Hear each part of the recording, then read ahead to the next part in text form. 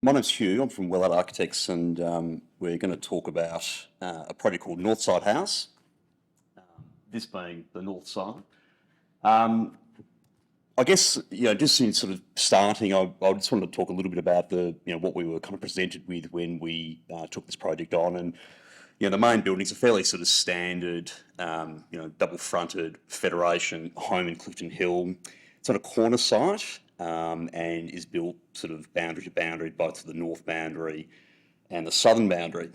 And obviously, heritage overlay and all of those sort of things. And really, when I guess kind of talking through the plan, which I'll talk through pretty quickly, working through how these the original principal front rooms of the house can kind of get reutilised. And in this instance, the main part of the house, which was retained, or the existing part of the house, which was retained, is sort of taking care of all the bedroom accommodation and bathroom accommodation for what has become a three-bedroom home. One side of the hallway has a master bedroom and then leads to a walk-in robe and ensuite. The other side of the existing hallway is two children's bedrooms and a sort of a children's bathroom. And at the end of that existing hallway, really, we're sort of at this transitional point between, the existing sort of heritage building fabric, and then you're at a sort of a transition point whereby you can enter our new addition.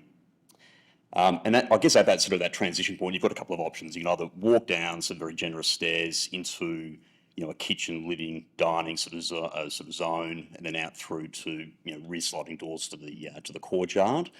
Or alternatively, you can walk up a flight of stairs to a secondary living space and a sort of study sort of zone, which is largely been taken over by our clients' children. Flanking the rear of the site is a single-car garage, which has a sort of a small sort of guest bathroom, which is quite handy for when entertaining. And then above, and above there's some guest accommodation. Both of my clients' parents, live interstate and travel vast distances, so the ability to have friends and family stay regularly was a really important part of my client's brief. I just wanted to sort of talk through a little detail that made its way into our contract documentation sort of package, which sort of talks a little bit about probably one of the kind of the key moves or design moves, if you like, that we look to explore with this project, and we've sort of called this a splice. And what's sort of happening here is that we're kind of looking at the elevation of the building, the northern elevation of the building. We kind of wanted to introduce a glazed break, sort of a demarcation point between this existing heritage building fabric and our new addition. And this sort of forms not only a window to the north, but it also kind of wraps up and follows the form of the roof. In the form of a skylight. So, the ability to get light in from above, deep into the heart of the home, and this was a sort of something that we felt was quite successful with this project. The form of the building, which I'll sort of go into a bit more detail in a moment, it's obviously been very much sort of based and influenced by the existing pitched, roof form of the existing house, and I think particularly because it's a corner site and it's a very visible sort of kind of roof form. We were looking at how do we, perhaps celebrate that and kind of, influence that or how that potentially could influence our sort of design response. But it was also a sort of almost a necessary move or maybe a necessary move just to sort of, factor in the neighbouring properties, which, you can sort of see there's a north-facing window to the adjoining property to the south. So sort of, some planning kind of restrictions, I guess, have led us a little bit to thinking about, how we can kind of, still get a really lovely, generous double-storey volume, but at the same time, not drastically impact our neighbours.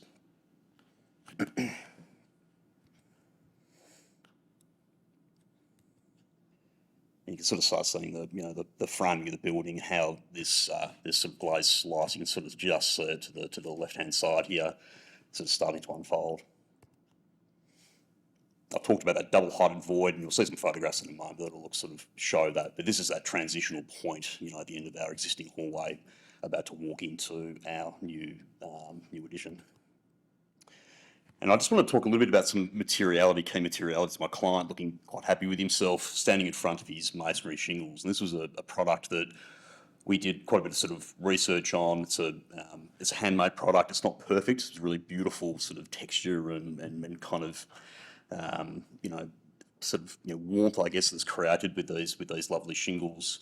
This is mounted on a tanked, waterproof membrane sort of behind, and then it's sort of screw fixed into a timber batten system. So as a product, not only does it sort of come with all the, the wonderful advantages of a masonry product, but it's also completely recyclable because it can be unscrewed and reused at a later stage if ever needed. And I guess talking you through a few photographs. So I mentioned before the northern elevation of the building, and you can see the sort of the kind of the design language, this new masonry shingle, and how it sort of sits next to its face brick work existing building, and sort of how that kind of ties in together. Now the studio volume has a hit and miss brickwork screen. This elevation faces west, so the hit and miss brickwork is doing a few things here. It's sort of tackling some overlooking to neighbouring properties, which is obviously sort of a key planning requirement, but it's also helping to reduce solar loads and all those sorts of things. The garage door is accessed via a sliding gate. So this gate sort of slides over the face of the timber batten fence, and that's a treatment that we've followed internally as well. We've almost created this new sort of timber batten datum internally. And that's the sort of the inside face here. Internally, all the sort of period features were largely retained, but we've obviously inserted new joinery elements, but at the same time preserving cornice and all of those existing heritage features. This is a view from the dining room, and I thought it might be an interesting one to include, in that it sort of gives a bit of a hint at this double-heighted space at the end of the existing hallway. You can sort of see, I think you can imagine how that light would sort of filter through the space as the sort of sun tracks around in the afternoon.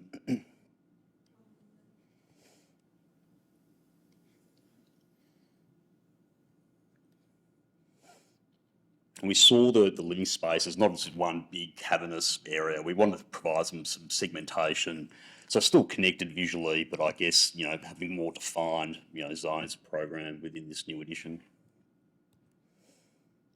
That's that northern window that services the pantry and kitchen behind. And you can sort of see in this instance here, our masonry shingle we used externally, but internally we've kind of lined this reveal in a matching long format brick. Secondary living space with study upstairs.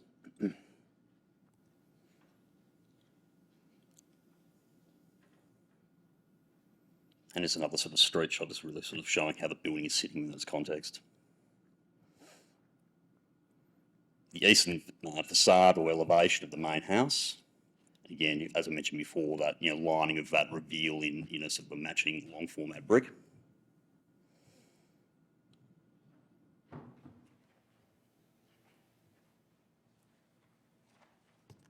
That's it.